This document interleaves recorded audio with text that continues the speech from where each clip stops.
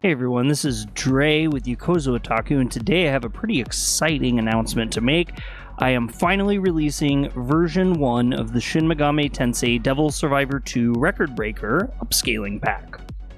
This pack is version 1 and is mostly complete. I have not done the secondary 3DS only main playthrough of it, but it does have the entire Septemtrion's playthrough in it.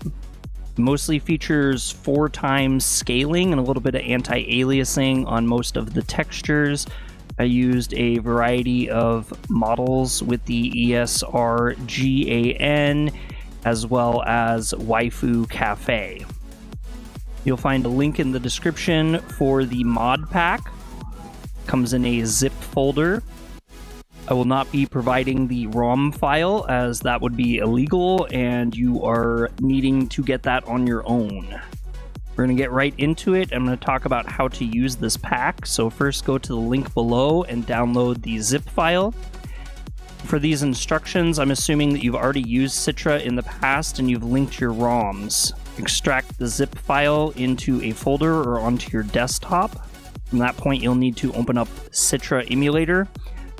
When you open Citra up, you're going to see a list of your ROM files that you have. You'll need to locate the Shin Megami Tensei Devil Survivor 2 Record Breaker file and then right-click it. Once you've right-clicked the file, you can choose Open Custom Texture Location. That will open up a folder location, and in that folder, you will take all of the zip files and copy them into it. You can close that folder and go back into Citra. At the top of the screen will be an option to choose Emulation, and then go down and select Configure. New window will open, and you will choose the Graphics tab on the left side of that window. From that point, you'll go to the Enhancements tab, and you'll look for a section called Utility. There's two checkboxes next to it. One is Use Custom Textures, the other one is Preload Custom Textures, and a third one is to dump files. You won't be dumping them for this, you'll be using just the custom files, so leave the dumping unchecked. As far as if you want to preload them or not, you have that option that will take the custom textures and load them at the very beginning and will not load them in real time. I don't notice a difference either way, with the exception of being if you preload them, it will cause the program to hang for roughly 60 seconds, which I have found in testing on my personal computer. Your results may vary in that time. After you've chosen the options that you want, you can click OK and close the window. You'll be back in the main Citra screen. You can double-click the ROM file for Devil Survivor 2 and open the game, and it should play. If I had to offer one piece of advice, if you have any issues, I would suggest that you double-check that the custom texture location was chosen and not the dump file or any of the other folders that you see there. It has to be in the custom texture location. You can just put the folders in too. It's not necessary to have the individual files extracted into that location. They'll run just fine. So I tried to separate stuff out in case you guys wanted to customize some stuff. I broke the files into some folder structures. There's a file for background files and short video files. They're mixed, so if you want to remove any of those, you will have to identify what is what. In later releases, if you guys want, I can do more specific file structure implementation. We also have a folder for demons, which includes all non-sprite sheet files for a majority of the demons. I don't have a complete file of them. There's a lot of demons in the game. I tried to get as many as I could. Also, some of them have special requirements to unlock, so they're not all there. However, if there is ones that you'd like, let me know.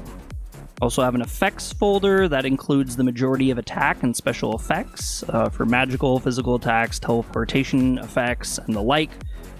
I have a folder for humans, which includes all non-sprite sheet files for a majority, if not all of the humans.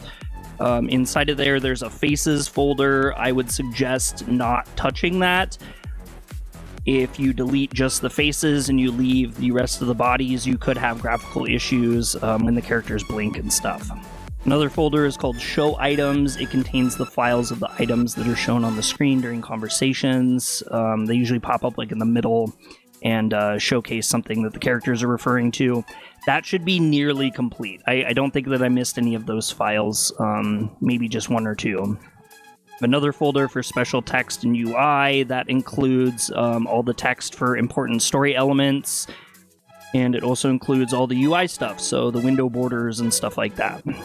I have a very small folder with tiny portraits that literally just has miniature portraits in it. On the next release, I'll probably separate those and add them into the human and demon sections as appropriate. The final folder is the Yahweh folder. It's literally everything that I didn't have a category for, or if I categorized, it would only be a couple files. It's kind of a mess or a grab bag. Primarily, it's filled with the textures for the 3D elements in the game.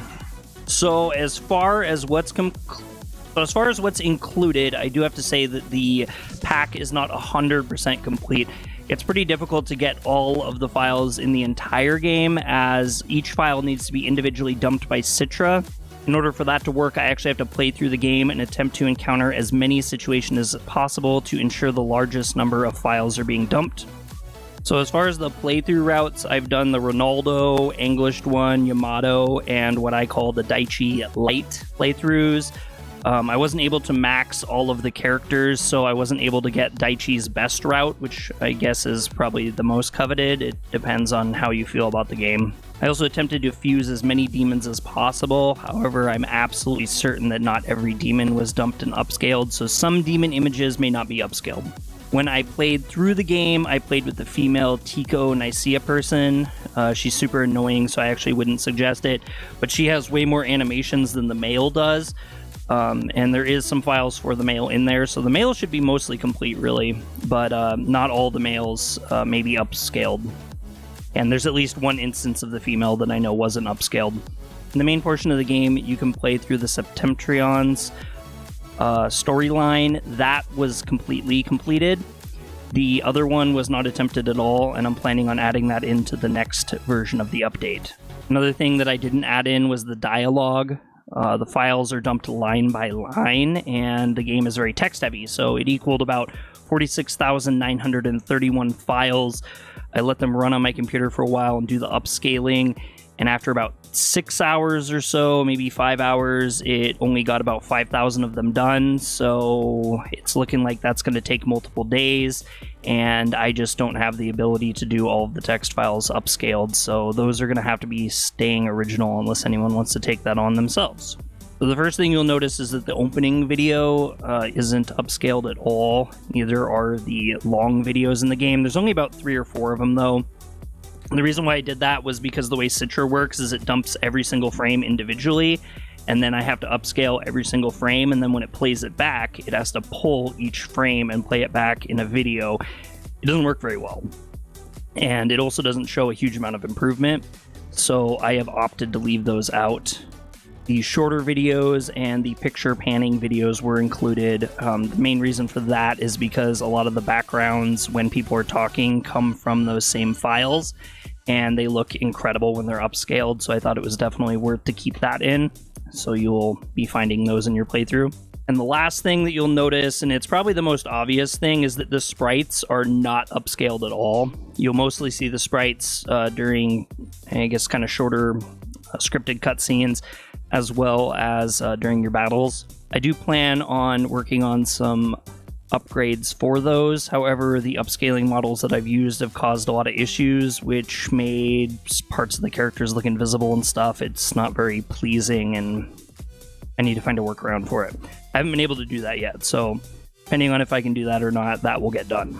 So if you want to customize this pack, I tried to make it as easy as possible. It's broken down into file structures, so if there's something that you don't like you don't like the demons, or you don't like how I did the humans or whatnot, you can just delete those files.